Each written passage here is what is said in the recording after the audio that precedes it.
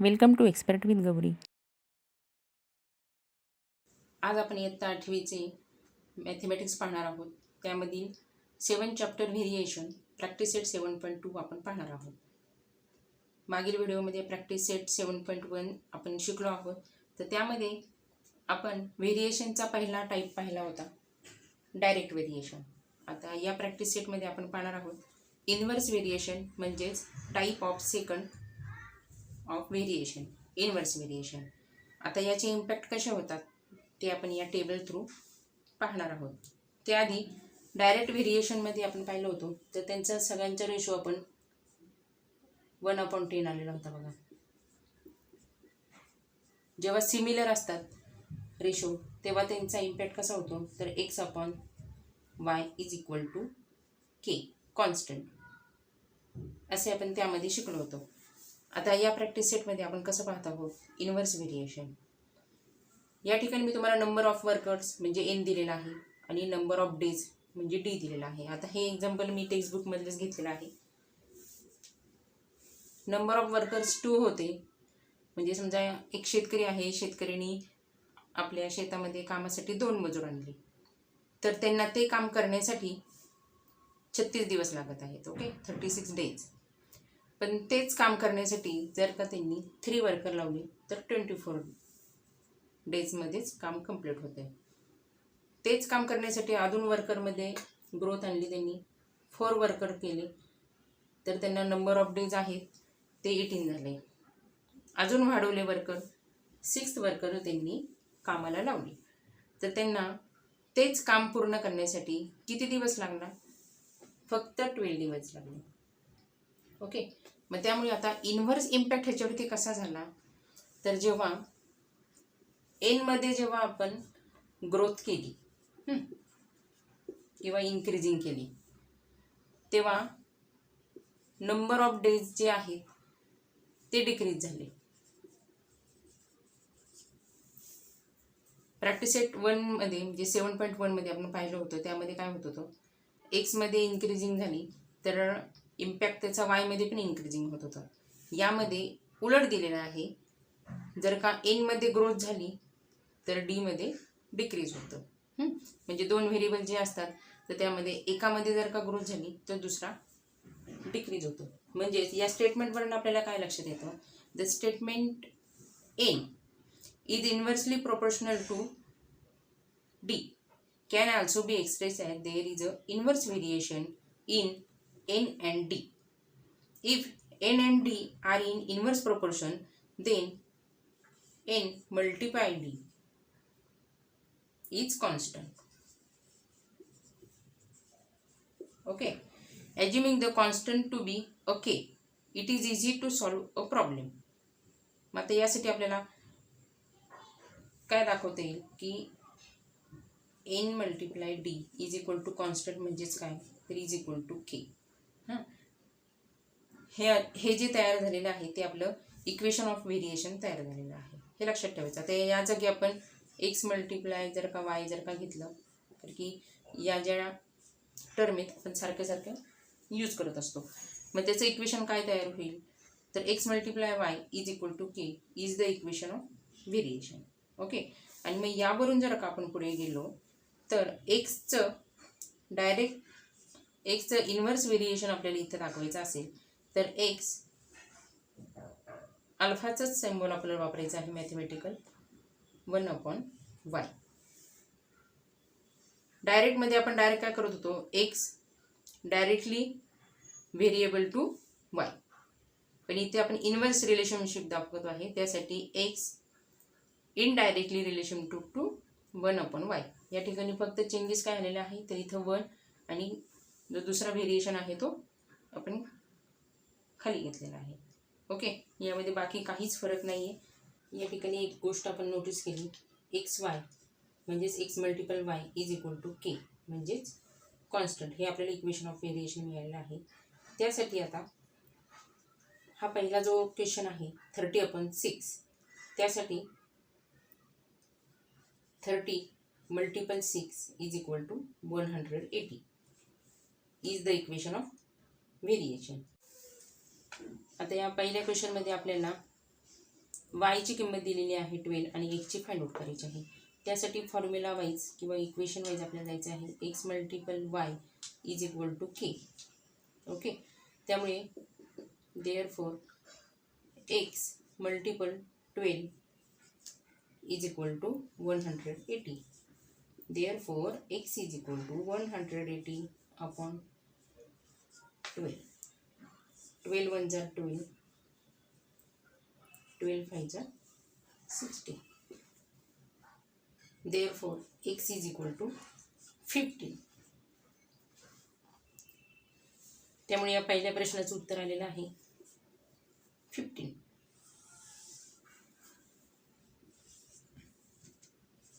त्यानंतर second find out करायचं आहे. आता इथली व्हॅल्यू आपल्याला पाहिजे आहे वायची. एक्सची त्यांनी ऑलरेडी दिलेली आहे. त्यासाठी formula x multiple Y is equal to K. Therefore आता एक्स 10 आहे मल्टिपल वाय आणि k is equal to 180. Therefore y is equal to 180 upon 10. 10 1 जार 10, 10 8 जार 18. Therefore y is equal to 18. त्यामुळे नंबर ऑफ डेज इथे आलेला आहे 18. म्हणजेच नंबर ऑफ वर्कर जर का 10 केले तर तेच काम कंप्लीट करण्यासाठी त्यांना 18 दिवस लागतील. ही गोष्ट लक्षात ठेवायची. त्यानंतर पुढे जे दिलेले आहे त्याप्रमाणे थर्ड क्वेश्चन. आता यामध्ये सुद्धा एक्स मिसिंग आहे तर तो आपल्याला फाइंड आउट करायचा आहे. X multiple Y is equal to K. Therefore x multiple 36 is equal to 180. Therefore x is equal to 180 upon 36 5. Therefore x is equal to 5. The value of this bracket is 5. म्हणजे जर का हेच काम आपल्याला 36 दिवसामध्ये complete करायचं असेल तर वर्कर्स आपल्याला किती लागतील? 5 वर्कर लागतील. त्यानंतर next question is second question आहे find the constant of variation and write the equation of variation for each of the example given below. आता यामध्ये आपल्याला 4 एक्झाम्पल बघायचे आहे. वेगवेगळे आहेत तर ते आपण सॉल्व करणार आहोत.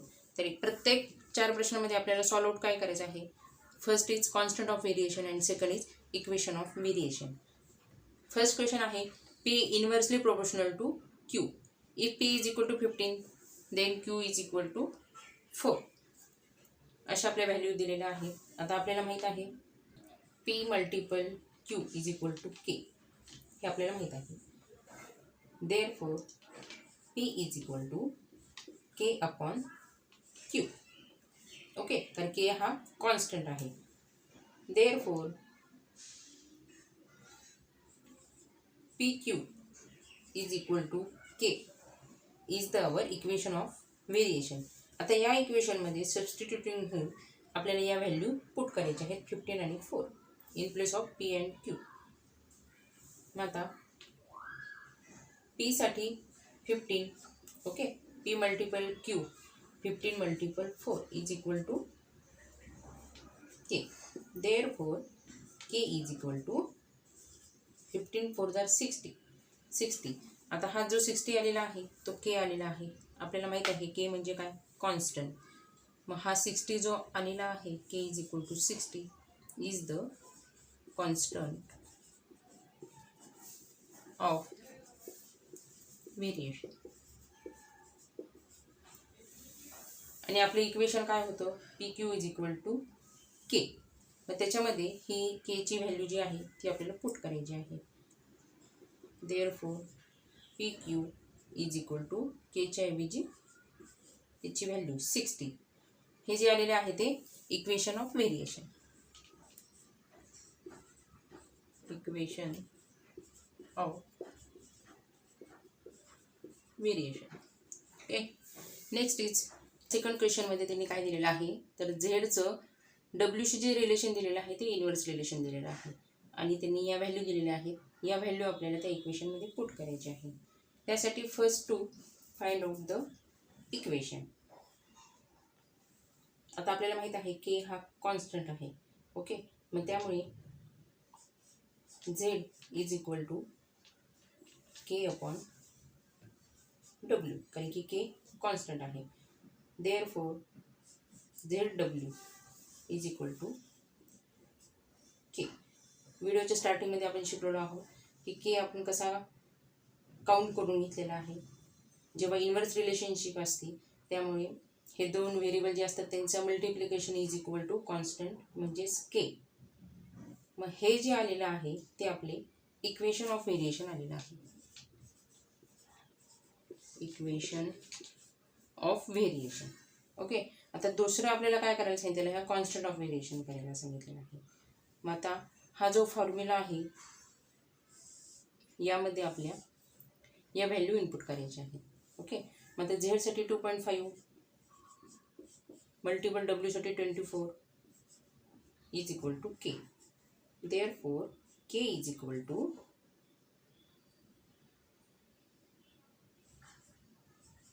60. पॉईंटच्या पुढचं 9 लिहिलं तरी चालू शकतं. Therefore ZW is equal to 60 is the equation of variation. Third question. आता याचे वाचन करताना आपल्याला कसं करता येईल, S inversely proportional to T square. Okay.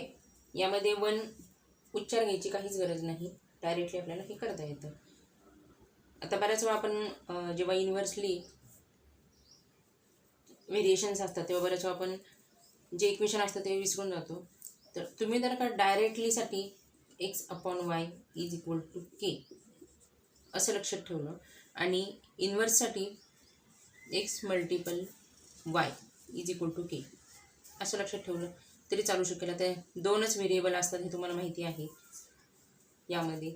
त्यामुळे फर्स्ट टर्मसाठी डायरेक्ट व्हेरिएशनसाठी डिवाइड आणि सेकंड इन्व्हर्ससाठी मल्टिपल असं जरी लक्षात ठेवलं तरी चालू शकेल. त्याप्रमाणे आपल्याला बाकीचे इक्वेशन तयार करता येतात. हा क्वेश्चन सॉल्व करताना आपल्याला हे कळलेलं आहे की ह्याचं एस आणि टी स्क्वेअरचं जे रिलेशन आहे ते इन्व्हर्स आहे. S is inversely proportional to T square.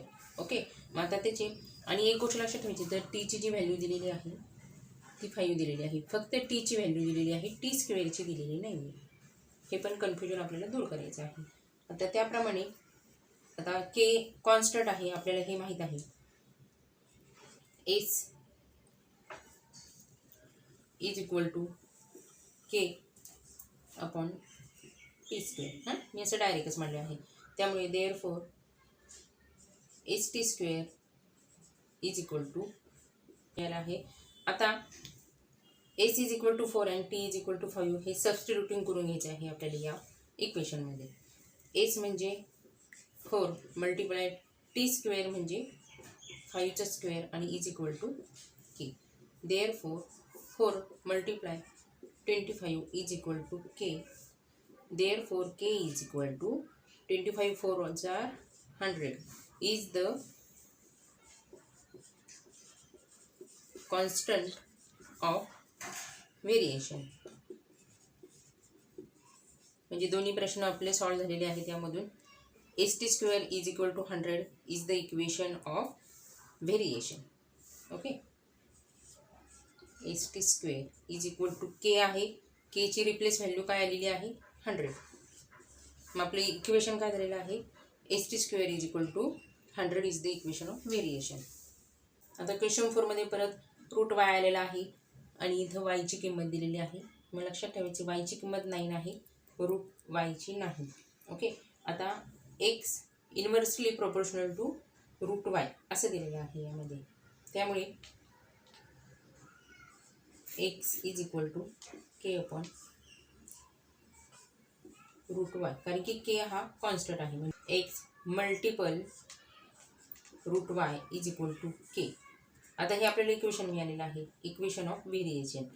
आता याची सबस्टिट्यूटिंग करायचं आहे, म्हणजे याच इक्वेशनमध्ये आपल्याला ह्याचे व्हॅल्यू पुट करायचे आहे. X is equal to 15 multiple y 9 दिलेला आहे म्हणून रूटमध्येच येईल is equal to K. Therefore K is equal to 15 multiple 3. Therefore K is equal to 15 3 जा 45 is the constant of variation. आता ही जी किंमत आलेली आहे केची 45 ती या इक्वेशनमध्ये आपल्याला टाकून द्यायची आहे. X root y is equal to 45 is the equation of variation. Third question, the boxes are to be filled with apples. If 24 apples are put in a box, then 27 boxes are needed.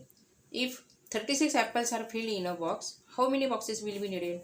Before solving it, आपल्याला हा प्रश्न व्यवस्थित समजून घ्यायचा आहे. प्रत्येक पेटीमध्ये 24 सफरचंद ठेवली तर ती भरण्यासाठी 27 पेट्या लागत आहेत. जर का प्रत्येक पेटीमध्ये आपण 36 सफरचंद ठेवली तर आपल्याला किती पेट्या लागतील? ओके, असा हा प्रश्न आहे. आता त्याचं सोल्युशन करण्यासाठी पहिल्यांदा आपल्याला ह्याचं इन्व्हर्स रिलेशनशिप कोणाशी आहे तर नंबर ऑफ ॲपल्स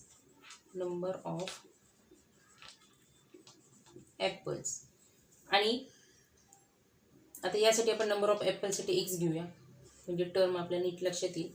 आणि बॉक्सेस दिलेले आहेत. ओके, बॉक्सेस यासाठी वाय घेऊया. ओके, म्हणजे आपल्याला त्याला इन्व्हर्स रिलेशनशिप देताना प्रॉब्लेम येणार नाही. मग त्यासाठी more the number of apples in a box less is the number of boxes required to fill them. ही कन्सेप्ट आपल्याला माहीत आहे. जर का आपल्याला जास्त ॲपल पाहिजे असतील आणि ते आपल्याला जर का कमी बॉक्समध्ये जर का घालायचे असतील तर त्यासाठी काय लागणार आहे, प्रत्येक बॉक्सची क्वांटिटी एकतर मोठी असणार आहे. त्यामध्ये एका बॉक्समध्ये जे ॲपल आपले भरणार आहेत ते जास्त प्रमाणात भरणार आहे. This is a inverse variation. Okay, आता इन्व्हर्स व्हेरिएशन आपण कसं दाखवतो, एक्सचं रिलेशन जे आहे ते इन्व्हर्स रिलेशन आहे वाय बरोबर. त्यामुळे आपल्याला राईट डाऊन करताना एक्स इन्व्हर्स रिलेशन किंवा इन्व्हर्स प्रोपोर्शन टू वाय. आता आपल्याला माहीत आहे x multiple Y is equal to k, कारण की के काय आहे, कॉन्स्टंट आहे. X is equal to K upon y काढायची आहे. ओके, आता यामध्ये आपल्याला आपण डायरेक्ट जरी x multiple Y is equal to k केलं तर हे इक्वेशनसुद्धा आपण फॉलो करू शकतो. एक्ससाठी आपल्याला 24 ॲपल घ्यावे लागतील आणि बॉक्स वायसाठी आपल्याला 27 घ्यावे लागतील. तर त्याप्रमाणे आपण करूया. 24 multiply 27 is equal to K. Therefore K is equal to, आता डायरेक्ट ह्याचं मी मल्टिप्लिकेशन मानते इथे 648. हे जे आलेलं आहे ते आपल्याला मिळालेलं आहे कॉन्स्टंट व्हेरिएशन. ओके, आता आपण जो इक्वेशन घेतलेला होता त्या इक्वेशनमध्ये ही जी व्हॅल्यू आहे केची ती आपल्याला घालायची आहे. Therefore x multiple Y is equal to k म्हणजे 648. आता आपल्याला काय विचारलेलं आहे की आपल्याला किती बॉक्स लागतील जर का आपण प्रत्येक बॉक्समध्ये 36 ॲपल इन्व्हॉल्व केले. तर त्यासाठी सबस्टिट्यूटिंग आपल्याला घ्यायचं आहे एक्स इज इक्वल टू 36 आणि वाय फाइंड आउट करायचं आहे. मग त्यासाठी x multiple Y is equal to k.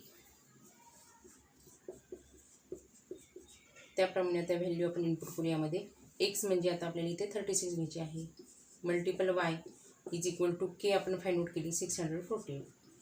Okay, therefore y is equal to 648 upon 36 is equal to 18. Therefore y is equal to 18. म्हणजे आपल्याला आन्सर काय मिळालेला आहे, 18 boxes will be needed for these apples. Write the following statements using symbol of variations. आता खाली काही वाक्य दिलेले आहेत, त्या वाक्यांची आपल्याला सिम्बॉल ऑफ व्हेरिएशनमध्ये आपल्याला टाकायचं आहे. फर्स्ट आहे the wavelength of sound and it's frequency are in inverse variation. तर आपल्याला काय ओळखून घ्यायचं आहे, आता यामध्ये ध्वनीची तरंग लांबी म्हणतात ह्याला. वेवलेंथ म्हणजे तरंग लांबी, म्हणजे ध्वनीचे जे तरंग असतात बघा, आपण पाहिले असतील वेव्स, आपल्याला लॅपटॉपवर सुद्धा ते पाहता येते. आणि वारंवारता, यामध्ये आपल्याला इन्व्हर्स रिलेशनशिप यामधून शोधून काढायची आहे आणि ती मॅथमॅटिकल सिम्बॉलमध्ये आपल्याला ती लिहायची आहे. आता मॅथमॅटिकल सिम्बॉल म्हणजे तुम्हाला माहिती आहे अल्फा. आता राईट डाऊन करताना फक्त लक्षात ठेवायचं की कोणाचं रिलेशन कोणाशी दिलेलं आहे. तर त्यांनी वेवलेंथ ऑफ साऊंड यासाठी एल ही दिलेलं आहे आणि त्याची फ्रिक्वेन्सीसाठी एफ दिलेलं आहे. म्हणजे आपल्याला हे राईट डाऊन करताना एल आणि हा अल्फा. ओके, त्यापुढे जे येणार आहे हे इन्व्हर्स रिलेशनशिप असल्यामुळे इथे पहिले 1 येणार आहे आणि खाली एफ येणार आहे. मग आता हे रीडिंग करताना आपल्याला कसं रीडिंग करायचं आहे, l inversely proportional to f. Okay, असं आपल्याला याचं वाचन करायचं आहे. दुसरा प्रश्न पाहूया आपण लगेच.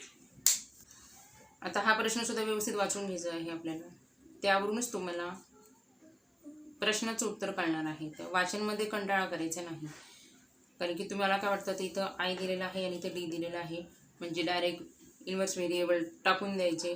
मग आपलं बऱ्याच वेळा अशा वेळेस उत्तर चुकतं. त्यामुळे वाचनाची सवय आधी ठेवलेलीच पाहिजे. काय आहे question, the intensity of light varies inversely with the square of the distance. Okay, आलं की नाही changes, square of the distance D of a screen from the lamp. म्हणजे दिव्याच्या प्रकाशाची तीव्रता. ओके, इंटेन्सिटी म्हणजे काय तर तीव्रता, आणि दिवा व पडदा यांमधील अंतराचा वर्ग यामध्ये आपल्याला इन्व्हर्स व्हेरिएशन आपल्याला शोधायचं आहे. त्याप्रमाणे आपला आन्सर होणार आहे. आता intensity inversely variable proportional to distance असं दिलेलं आहे. ओके, म्हणजेच काय आपल्याला राईट डाऊन करताना आय अल्फाचं साईन, आता इथं स्क्वेअर ऑफ द डिस्टन्स आलेला आहे त्यामुळे इथं डीचा स्क्वेअर. ह्याचं रिडिंग काय होईल मग, त्यामुळे I is inversely proportional to d square. Question 5 मध्ये x is inversely proportional to root y. त्यामुळे आता सोल्युशनमध्ये आपण x inversely relation or proportional to root y. Therefore, x is equal to k upon root y because k is the constant. Therefore, x multiple root y is equal to k is the equation of variation आपल्याला मिळालेला आहे.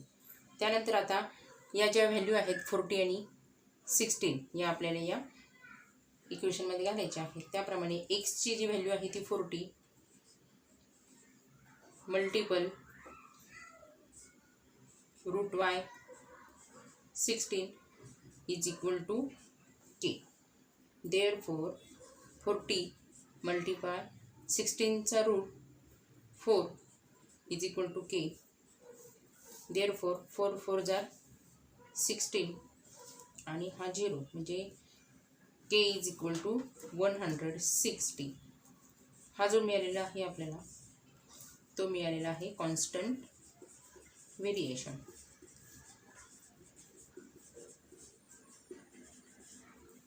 Okay, आता या इक्वेशनमध्येच आपल्याला परत केची value put करायची आहे. X multiply root y is equal to 160 is equal to k होता, रिप्लेस करून आपल्याला त्याची व्हॅल्यू टाकलेली आहे. Is the equation of variation. आता हे इक्वेशन मी आता शॉर्टमध्ये लिहिते. ओके, हे काय आहे इक्वेशन ऑफ द व्हेरिएशन. आता आपल्याला सबस्टिट्यूटिंग एक्सनी करायचं आहे. एक्सची व्हॅल्यू दिलेली आहे 10, आपल्याला त्यावरून वाय फाइंड आउट करायचा आहे. हाच फॉर्म्युला यूज करायचा आहे.